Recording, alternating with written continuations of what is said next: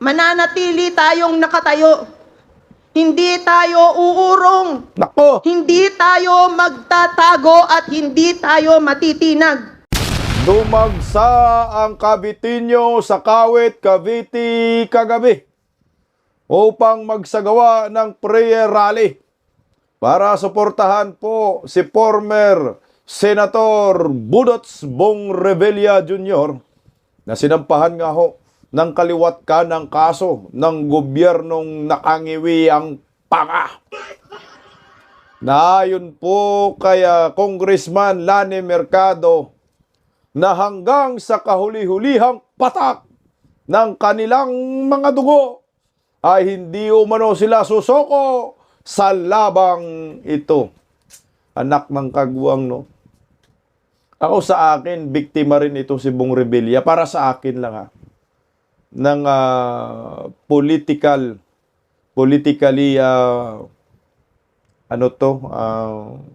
motivated ang nangyayari po kay Bong Revilla. Sa aking nakikita ho.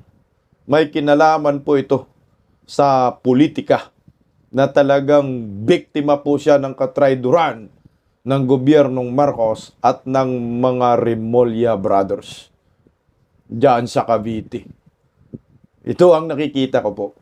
Malamang nagiging regalo si Budots ni Bungit sa mga makaliwang grupo. Ito ay parang naging collateral damage na lamang ho ito. Ang problema, hindi po ito nagustuhan ng mga taga Cavite. Talagang bumuhos po ang suporta ng mga matatapang na mga Pilipino para kay Senator Bong Revilla. Bago po natin pag-usapan yung galit ng mga Caviteño, palike po muna, pa-share, pa-subscribe at pakipindot ang inyong notification bell upang lagi po tayong updated sa ating mga video. Suportahan po natin Bisdak Historiador, pangalawang YouTube channel ko po. Magandang tanghali po sa ating lahat. Lunes na Lunes, marami pong usapin sa issue ng lipunan. Dahil itong gobyernong Marcos, talagang walang ginawa kundi manggipit, no? Mampahamak ng kapwa. Mang traitor, ayan, yun yung pinaka-exact word. Dahil likas po talaga sa mga Marcoses ang mga traidor. Marami na pong na-traidor itong mga Marcos. Isa rin na riyan ang mga Duterte. Former President Duterte, Vice President Inday Sara na ipa-impeach na nga ni Bangag na naman, Pastor Apollo Siquiboloy, at Harry Roque, at marami pang iba. Ang purpose po nila dito ay humina ang suporta ng taong bayan sa mga Duterte. Kaya yung mga galamay, dinahandahan. Kaya ang ginawa ni Bangag, inuna agad yung ulo si former President Duterte. Pero ang tanong, titigil ba ang mga supporters ng mga Duterte sa pagsuporta? Sa akin sa akin lang. Itong nangyayari po talaga kay Bong Revilla. Bunga po ito ng katrayduran ni Marcos, Remulla Brothers, at ni Martin Romualdez. Mas siya pa ang kinasuhan ng plunder, malversation of public funds kumpara kay Martin Romualdez na halatang halata po ang pagkabuhaya. Naalala po natin, nung pumunta si Martin Romualdez doon sa Cavite sa Bacoor, naalala po ninyo yung pinakasikat niya na sigaw,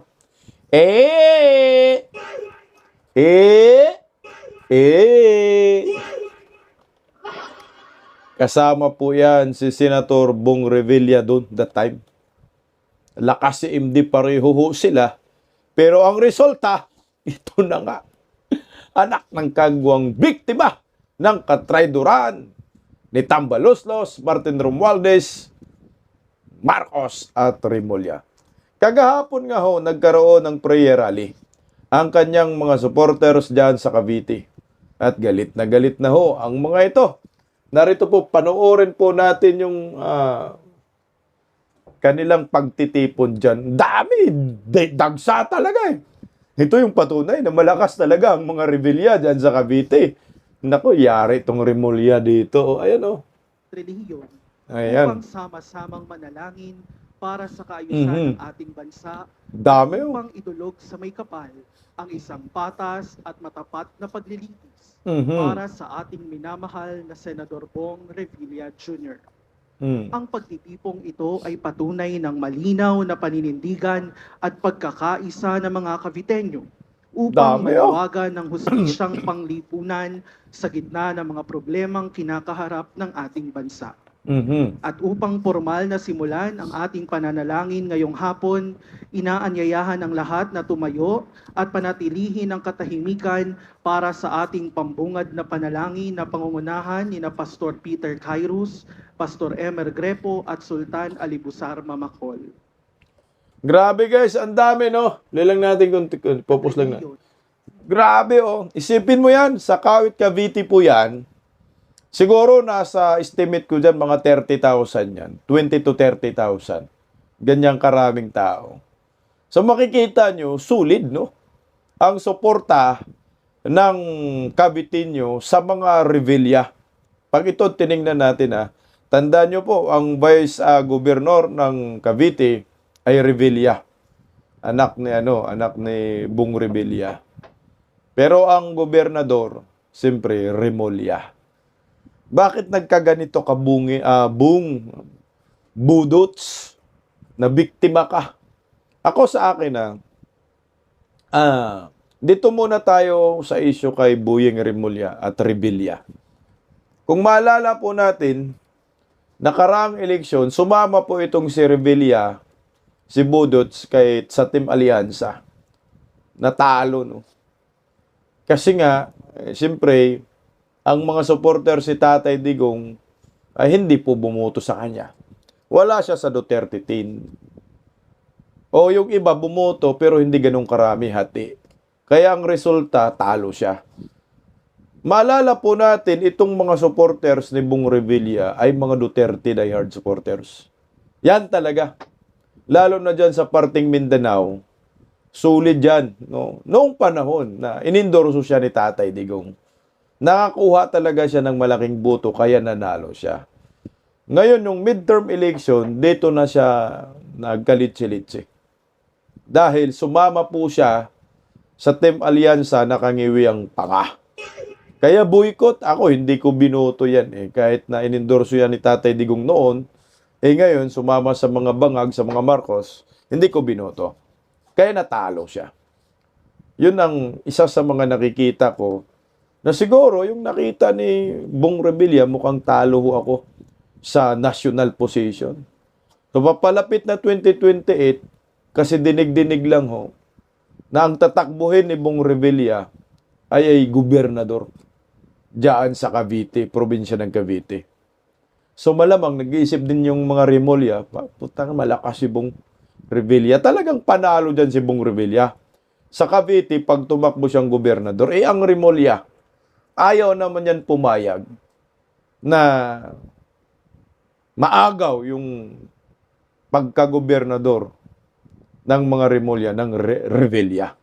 Yun ang nakikita natin. Kaya siguro, maaga pa lang, dinimolis na agad si Bong Revilla. Ginawa na, nagiging sakripisya lang, bantakin mo naging kalyado pa yan ni Tambaloslo sa lakas, CMD. Pero ginawang regalo. Oo nga naman, kasi si Bong Revilla kasi, kagaya dito si Jinggoy, pagtapunan mo yan ng putik, talagang makikita ng publiko at magkakaroon ng sentimento na talagang kurakot talaga yan Kasi may history. 'Di ba doon sa Janet Lim na pulis? Pero napawalang sala. Pero pag ang perception pa rin ng tao, kurakot, no? Madaling batuhin ng putik. Kaya nga sabi nga ng mga ibang mga netizen, hindi talaga natuto si Bong Revilla. Yun ang sabi nila, no? Pero ako, iba yung natingnan ko dito. Siguro, hindi na gawin niya ni Bong Revilla yung pangungurakot. Putang ina, nadapa ka na, binigyan ka ng pagkakataon, Duterte Nabigyan ka ng pagkakataon, sinuportahan ka ng Duterte, nanalo ka, tapos uulitin mo muli. Nahulma muli Ang political career ni Bong Revilla. Ngayon, sinira muli. Nasira sa Dilawan, ngayon, nalinis ng mga Duterte. Nasira sa Dilawan, nalinis ng mga Duterte. Ngayon, sinira ng Marcos. Ginawa siyang regalo sa mga komunista. Yan ang nangyayari ngayon. Pero, hindi umano susuko ang mga Kabitinyo sa labang ito hanggang sa huling patak ng dugo. Pakinggan po natin ang talumpati ni Congressman Lani Mercado na talagang naiyak po siya dito sa galit. Siyempre, kanino ba siya nagalit? Di kay Bangag, Marcos admin, na sabi niya, putang, ginagawa lang ng kasalanan yung asawa ko. Pakinggan natin si Miss Lani Mercado, narito po. At sa lahat po ng ating pong mga kababayang Kabitenyo na nakiisa sa gabing ito, pinararating po ng aming pamilya, lalong-lalo na po ng aking asawa na si Senator Bong Revilla, ang kanyang taus-pusong pasasalamat sa inyong panahon at pakikiisa sa panalangin at prayer rally na ito. Umapaw po ang pasasalamat mula sa kaibuturan ng aming puso. Palakpakan po natin ang bawat isa sa atin. Napakabigat po ang panahong ito sa aming pamilya. Ngunit sa inyo kami humuhugot ng lakas. At higit sa lahat sa Panginoong Diyos. Our Lord is our refuge and our fortress. Patuloy namin hinihiling sa Kanya ang kalakasan ng puso, kalooban at katawan upang mairaos ang mga pagsubok na ito na aming dinaranas. Masakit at higit sa lahat, nakakagalit. Na masilayan ang aming mahal na ama, ang aking mahal na asawa, sa kanyang pinagdaraanan ngayon, sapagkat ang kanyang pagdurusa ay hindi bunga ng pagsuko sa isang kasalanan, kundi isang pagsuko sa sistemang pumayag sa kawalan ng hustisya, sa kawalan ng tunay na katarungan, kung saan ang inosente ay pinipiit at binubusalan. Ito ay sugat sa puso namin. Sugat sa mga supporters niya at sugat sa bawat isang mamamayang Pilipino na kanyang tinulungan. Isang malakas na dagok sa aming puso at damdamin. Ngunit dahil po sa inyong pagmamahal na pinapakita ngayong gabi, sa inyong suporta at panahon na inuukol sa gabing ito, kayang harapin ni Senator Bong Revilla ang patuloy na pagpukol ng mga maling akusasyon laban sa kanya. Marami sa kanya ang humimok na huwag sumuko, naiwasan ang mga batikos, naiwasan ang mga akusasyon. Marami ang nag-udyok sa kanya na magtago. Ngunit hinarap ni Bong ng taas noo at buong tapang, sumuko sa otoridad. Hinarap niya sa kabila ng sakit at malaking sakripisyo. Sinuko niya ang kanyang dignidad, pagkat buo sa kanyang loob na wala siyang kasalanan. Okay, stop muna tayo doon. Medyo emotional dyan si Congressman Lani Mercado. Alam mo, sabi niya, nakakagalit, no? Dahil sa kawalan ng hustisya yung ginawa sa kanyang asawa, sa kanilang pamilya. Talagang magagalit ka kung itong ginagawa sa pamilya mo, talagang magre-react ka, magoromentado ka, magre-rebelde ka. Yung nangyayari kay Bong Revilla ngayon, parang naalala ko po yung nangyayari kay Pastor Apollo si Kibuloy eh. Yung ginigipit si Pastor Kibuloy, tapos, di ba, nagkaroon din tayo ng rally, sumuporta po tayo. Parang ito rin eh, no? Ito. Lumaban din ang mga KOJC eh. Pero ang problema nga, sadyang malakas ang mga demonyo nakaupo sa palasyo.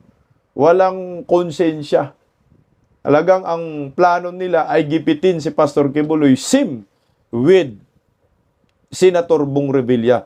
Siyempre, ang mga supporters niya nakaramdam ng panggigipit. Walang due process, yun yung hinihiling nila. Kailangan magkaroon ng hustisya. Kaya nag-prayer rally sila. Din yung panawagan ng mga kataga-KOJC, tayo mga DDS, kay Tatay Digong, kay Pastor Kibuloy. Ito na nga ho. Parehong script, parehong style, parehong direktor ang nangyayari. Sinong direktor? Mga Remulla. Mga Remulla ho talaga yan.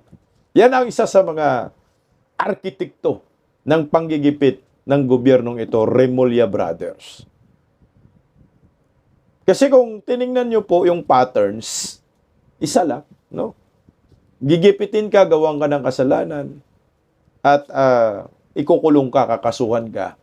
Pag kaso sa'yo, sasabihin ka na kaagad, convicted ka, may probable cause. Yung nagpayo sa kanila, binanggit niya, na dapat sana, nagtago ka na lang, Bong Revilla. Umiwas ka na lang. Pwede rin na sana yung ganong option. Kasi marami namang gumawa ng mga senador na nagtatago dahil naramdaman nila na ginigipit sila, naramdaman nila na gaguhin sila, nagtatago na lang. Hindi na natin ilayo yung isang Caviteño rin na si Panfilo Lacson. Alam ni Panfilo, gigipitin siya, kaya nagtago siya. Gringo Hunasan, alam ni Gringo Hunasan, gigipitin siya, kaya nagtago siya. Yung nag-change yung leadership, lumabas siya. Kagaya ngayon ni General Bantag. Alam naman ni General Bantag, gigipitin siya ni Remulla. Remulla rin naman ang nagipit kay General Bantag. Isa pa rin pala si Bantag din, nakasama rin tayo sa mga rally. Yung mga igurot nagrarally. Ganito rin kay Bong Revilla. Nasaan si Bantag? Nagtatago din.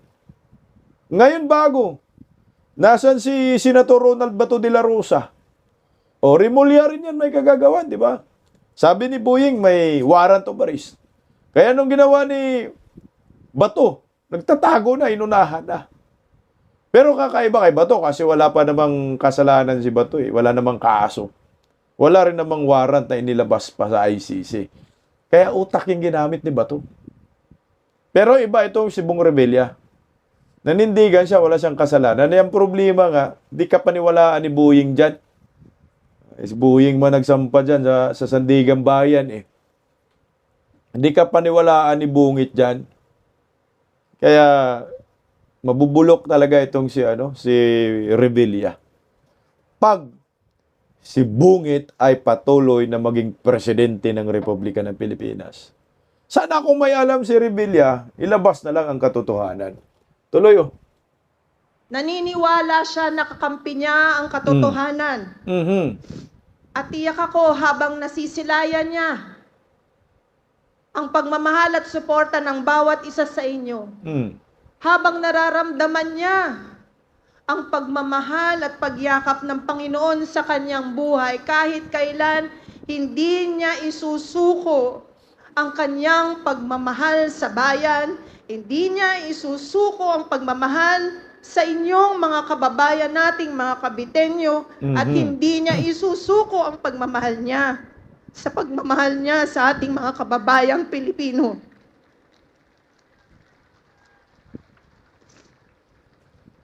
There is no greater power than prayer. At yan ang ipinamalas natin ngayong gabi. Ang sama-samang panalangin ng iba't ibang mga religious sectors. Hindi lamang para sa isang tao, kundi para sa ating bansa. Pagod na tayong mga Pilipino Hindi na natin alam kung ano ang totoo. Hindi na natin alam kung ano ang totoong istorya. Kailangan na natin ng liwanag. At naniniwala ako, sa panahon ngayon na binabalot tayo ng kadiliman, at the end of the tunnel, there is light. At ang magbibigay ng liwanag sa ating lahat, sa ating bansa, ay walang iba kundi ang Panginoong Diyos. Nababalot na tayo ng kadiliman. Putangin na no, tindi yun. Siyempre, yung mga nasa palasyo, puro mga demonyo talagang madilim. Kaya nga ang tao ngayon, kaliwat ka ng baha, sa Iligan, Cagayan, si Bangag tulog pa rin. No? Wala Di sana nag-Duterte 10 kayo nung nakarang eleksyon. Nakalusot pa kayo at baka hindi pa maisipan nagaguhin si Bong Revilla, pero hindi rin Kasi kung ikaw kasi supporters ng mga Duterte, gaguhin ka talaga Tingnan mo si Jinggoy ngayon, nandun. Kinasuhan din, Joel Villanueva, kakasuhan din. Di ba? Yan yung rekomendasyon ng Senate Blue Ribbon Committee. Pag nakadikit ka sa mga Duterte, pag nakita nila Duterte to, bugbugin ka talaga ng kaso. Tuloy,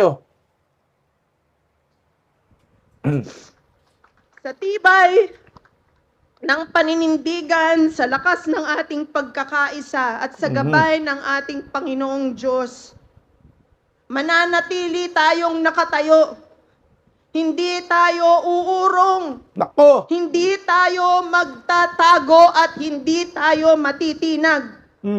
Habang may paninindigan tayong lahat para sa katotohanan, habang may nagmamahal at habang may nananalig, ang hustisya ay makakamtan nating lahat, makakamtan ng sambayanang Pilipino.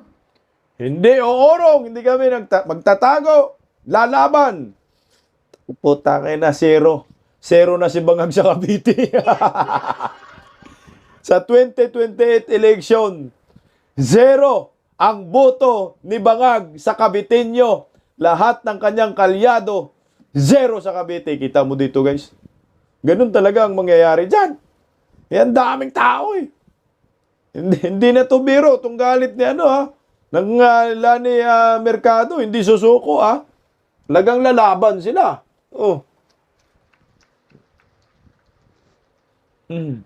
At sa araw na iyon, hindi lamang isang tao ang magtatagumpay, kundi ang buong bansa.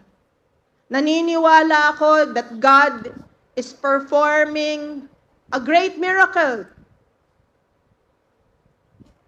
Maraming masisiwalat at kailangan masiwalat ang katotohanan at hindi kasinungalingan. Nako, maraming masisiwalat. Dapat malaman ng taong bayan ang katotohanan, hindi kasinungalingan. Tangina, no? So, meron silang alas, no? Meron silang pwedeng isiwalat na tsak babagsak ang mga buhaya. Darating daw ang time na manalo ang taong bayan. Putangina, ang nakikita ko na pwedeng manalo tayo dito sa laban ay pag si Bangag ay masipa dyan sa Palasyo de Polvoron. Nako, patay ka Bong yung Bangag. Yari si Bungit dito. So yung Cavite, intact na to. Anytime. Pwede nang gawin yung tinatawag ni Manong Chavit Singson na one-time, big-time rally. Malapit na yan. Tuloy. Huwag tayo basta-basta maniwala sa fake news na nakikita natin sa social media. Huwag tayong basta magpapabilog sa mga nababasa natin. Mag-fact check po tayo. At ang pagmamahal na nandito sa ating puso, ang siyang manaig sa katotohanan. Ang pagmamahal natin sa Panginoon, ang siyang manaig para makita natin ang liwanag, para makita natin ang katotohanan. Muli, maraming salamat sa inyong lahat. Binabalik namin ang pagmamahal sa Panginoong Diyos, na siyang Panginoon nating lahat, na siyang gagawa ng milagro, na siyang magtutuwid ng storya ng ating mga buhay at kasaysayan ng ating bansa. Panginoon, kayo na ang bahala sa aming lahat. Kayo na po ang bahala sa buhay ni Senator Bong Revilla at sa aming buong pamilya. Pagkalooban niyo po kami ng lakas at paninindigan hanggang sa huli. Hanggang sa huling patak ng aming dugo, hanggang sa huling hininga naming lahat, kayo po ang bahala sa amin. Maraming salamat po sa inyong panalangin at patuloy tayong manalangin para sa tunay na hustisya at para sa ating bansa. Maraming salamat po. God bless us all. Putik nyo, hanggang sa huli naming patak ng dugo, hanggang sa huli naming hininga. Tapang talaga ng mga taga Cavite. Yari ka na bungit eh. Sa akin eleksyon talaga tong dahilan nito eh. Pamumulitika eh. Wala na, matatalo kasi si Buying ni Budot sa 2028. Yung mga Rimulya, matatalo kasi ng Revilla. Magiging magiging gobernador talaga yan. Kaya tinarbaho yan eh. Pero sa akin kahit kunyari, kulong yan si Bong Revilla, kulong naman talaga, kung hindi pa wala pang conviction, tapos pagdating ng 2028, pwede siyang tumakbo sa pagka-gobernador. Malamang matatalo dito si Rimulya. Pakinggan po natin yung galit ng kanyang supporter. Narito po. Hindi makatarungan kasi nagsalita na po ang batikang lawyer natin dito sa Pilipinas. Hindi tumaan sa proseso, hindi talaga kahit siya mismo, si Senator Bong Revilla, nagsabi na walang due process ang nangyari sa kanya. Ang daming pinangalanan ng ating ng mga akusado sa flood control. Pero bakit ilang araw lamang noong sinampahan si Senator Bong ay lumabas na kagad yung warrant? Siyempre doon pa lang sa prosesong yun talagang nakakapagsaka na. Kasi Friday, inilabas yung kaso niya for malversation, and then Monday lang may warrant na. So hindi talaga dumaan sa due process. Due process din ang sinisigaw nila, walang tamang proseso. Ayan ang gawain ng mga Rimulya. Talagang makakatikim ang mga kalaban ng mga bangag. Kalaban ng mga Rimulya ng tinatawag na walang due process. Ginawa kay Tatay Digong, ginawa kay Pastor Gibuloy, ginawa kay Bantag, ginawa ngayon kay Revilla, anak ng kamuti. Isang isang script, isang direksyon. Grabe ang dumi maglaro ng mga animal na to, no? Ako sa akin din may balita-balita kasi. Totoo ito fact check talaga. Kasi yung parang pinarusahan dito si Senator Bong Revilla ng mga Marcoses. Noong kasagsagan kasi ng impeachment labang kay Vice President Inday Sara, ni isang congressman na Revilla walang pumirma. Nung last year ayaw nila sumuporta sa impeachment. Kaya siguro ito sa akin lang naman, ito isa sa mga dahilan na ginagago si Revilla ngayon, ginawa ng kaso. Kasi yung mga hearing, wala ka mang narinig na Bong Revilla Saldico at saka Martin Romualdez, yan yung pinag-uusapan Nililis lang ni Panfilo Lacson. Pero bakit magulat-gulat ka na itong si Revilla pala ay sinampahan na ng kaso, malversation of public funds, plunder, tapos may warrant of arrest agad. Ganong katindi, ganong kabilis. Gulat nga ako nun. Noong isipin mo, mukhang live ba yun? Nag-video si Senator Bong Revilla na lalabasan daw siya ng warrant of arrest. Kakasuhan daw siya. Tapos, mga ilang oras lang, pumunta na siya sa Campo Crame. Sumuko na siya, sumurinder na siya. Sinong nagsabi na sumurinder? John Vic Rimulya. Ganong katindi, no? Kung ako, Senator Bong Revilla, tinaguan ko muna to si Bungit eh.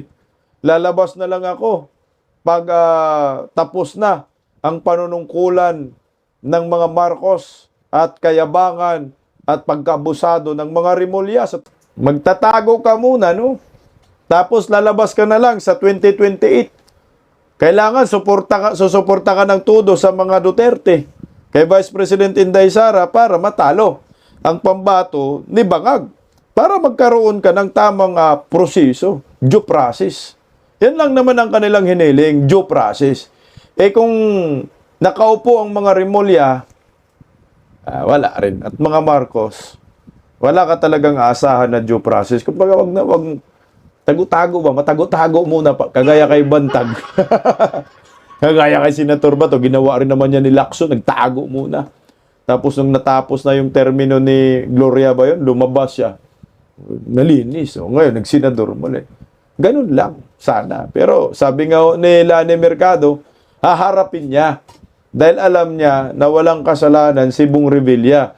Eh hindi nga ganun ang mangyayari dahil gagawan ka ng kasalanan. Maganda yung script na yung mga Rimulya sa iyo eh. O ito, update muna tayo sa Revilla. Si Bong Revilla po ay nasa Sandigan Bayan ngayong araw sa 3rd Division para sa arraignment sa reklamong malversation through falsification of public documents. Ayan po. Ito po yung video. Panoorin muna natin. Ayan. Sandigan Bayan po yan.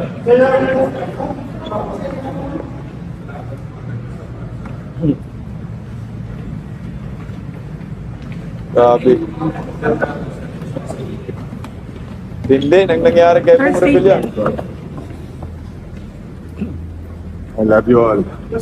I love you all daw. Statement ni Senator Bong Revilla sa mga supporters niya sa Cavite. Grabe oh.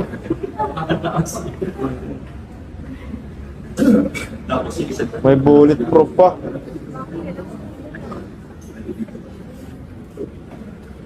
Grabe to si sakripisyo ni Bong Revilla talaga. Oh. Meron pa isa. Ito yung mga ito yung nagturo kay Senator Bong Revilla. Bryce Hernandez. Tama, Bryce Hernandez at ayan. Excuse po. Yung mga PTL natin dito sa Sentro. Laban lang daw. Ganito na po yung mga handbox.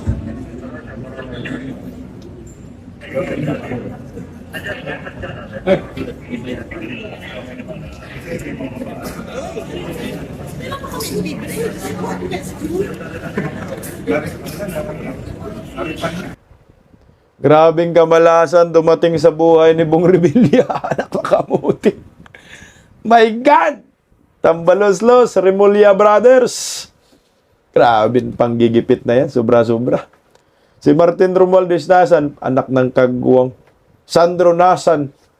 Sila yung kumukuha ng kickbacks at mga insertion eh. Balik tayo dito sa usapin kaya sa sinasabi na kaya daw ginipit ang mga Revilla, pamilyang Revilla dahil nga hindi sumuporta sa impeachment laban kay Vice President Inday Sara last year. So ngayon, merong impeachment na naman kay Vice President Inday Sara Duterte. Ang nakikita ko po dito, dalawa ang opsyon dito ni Senator Bong Revilla. Kasi mga kongresista man ang asawa niya at saka kanyang mga anak, kongresista. Mamimili siya dito. Susuporta ba sa impeachment laban kay Vice President Inday Sara? Na yan ang kagustuhan ng gobyernong Marcos? Or hindi siya susuporta at manindigan siya na hindi pwedeng ma-impeach si Vice President Inday Sara. Manindigan sila. Gaya ng ginawa nila yung 2028 impeachment. Yan yung pagpipilian niya, dalawa. Kung susuporta siya kay Vice President Inday Sara, kung susuporta siya na ma-impeach si Vice President Inday Sara, ano ang kapalit niyan? Di ba ho? Pwedeng sasabihin nila, o sige, susuporta kami. Pipirma kami sa impeachment labang kay Vice President Inday Sara kasi last year hindi man kami sumuporta. Ngayon, susuporta kami para ma-impeach si Inday Sara. Pero, pawalang sala natin si Senator Bong Revilla. Pwedeng gano'n, no? Ang mangyayari. Kasi, sabi nga ho ni Mike Defensor, former congressman, lahat daw ng resources ng gobyerno gagamitin para ma-impeach si Inday Sara para hindi na makatakbo sa 2028. Pero, ito pa yung isang senaryo. Kung susuporta naman si kung hindi naman susuporta itong Revilla na ma-impeach si Vice President Inday Sara, siguro goods yan para sa akin. Bakit? 2028 presidential election na. 'Di ba ang sabi nila ni Mercado? Lalaban kami hanggang sa huling patak ng dugo namin sa huling hininga. At lalabas ang katotohanan.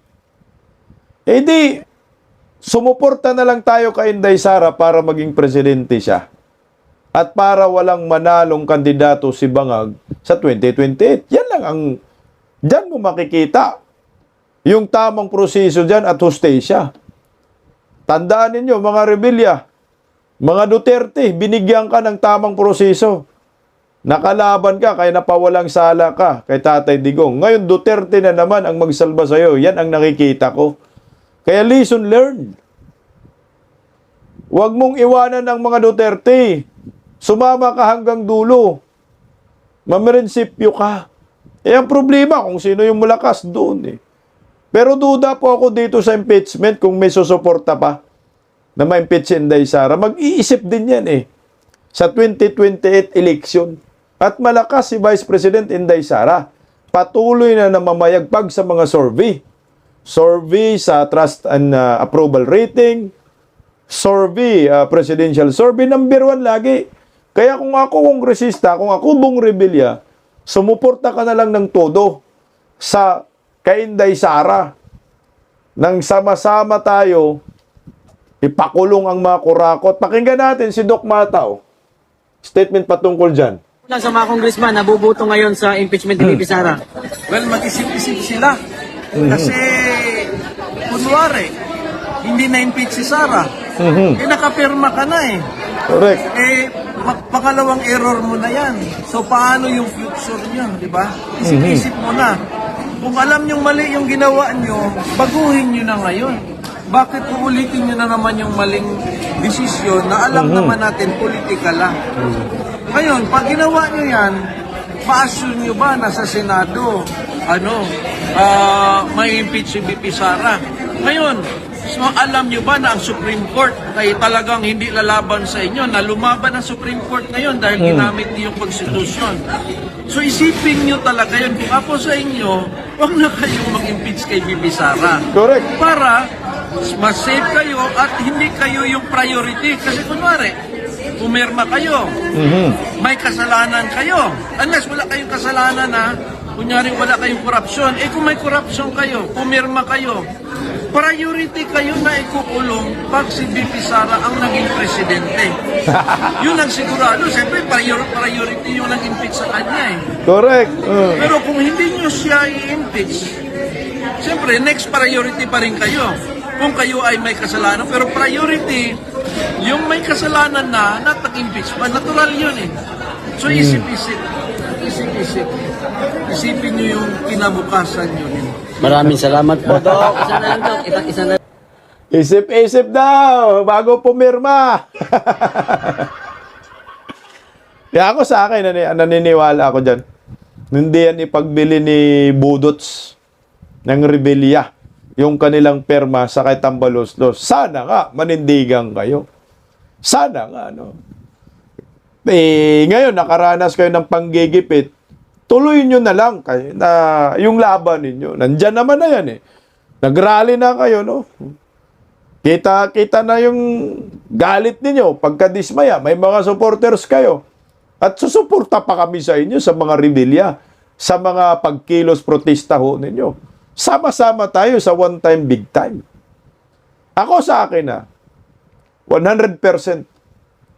Zero ang makukuha ng Marcos admin sa Cavite sa 2028 presidential election. Sinaktan nila Itong si Revilla, malakas Malakas, ang daming tao, maraming supporters Pag tinignan natin, ito sa akin lang naman teorya ito. Makukuha talaga ng Team Duterte ang Cavite. Majority votes, Duterte yan ang iboboto. Lalo na ngayon, nasaktan ang mga rebelya.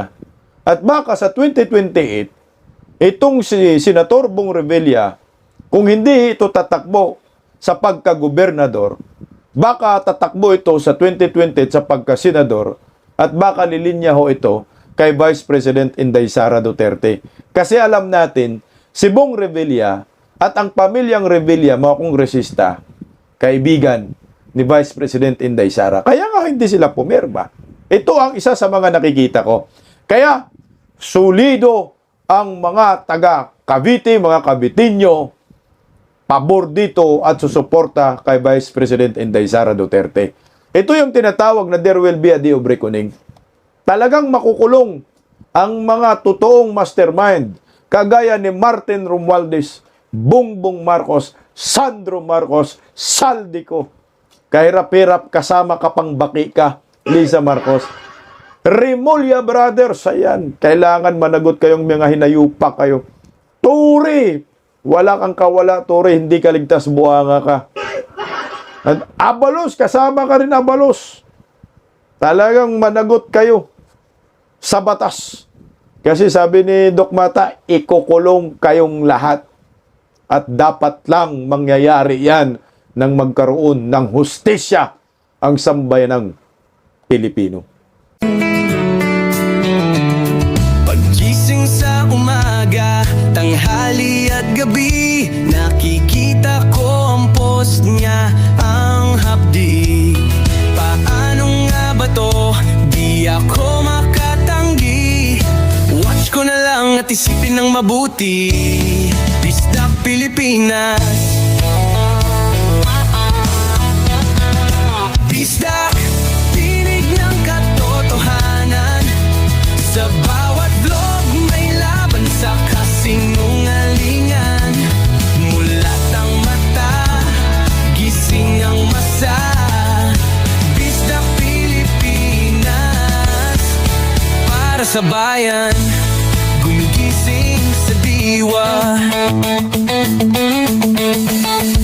Sa likod ng kamera, tapang ang dala, walang sinasanto kung mali ang gawa.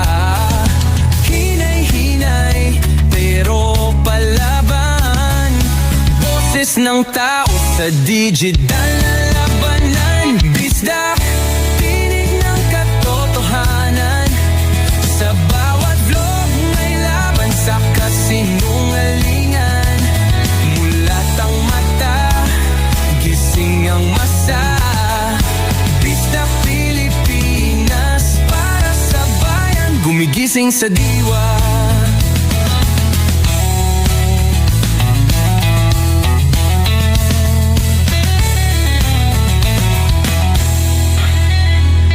Hindi artista, hindi politiko, pero ang katotohanan, sigaw niya ay buo. Sa YouTube o Facebook man siya makita, may aral ka pa rin, may uwi sa bawat salita. Bisdak, gising sa katotohanan. Di lang kwento, kundi panawagan. Sa bawat Pilipinong naghahanap ng liwanag. Bisdak Pilipinas, kasama sa pagbangon ng bayan.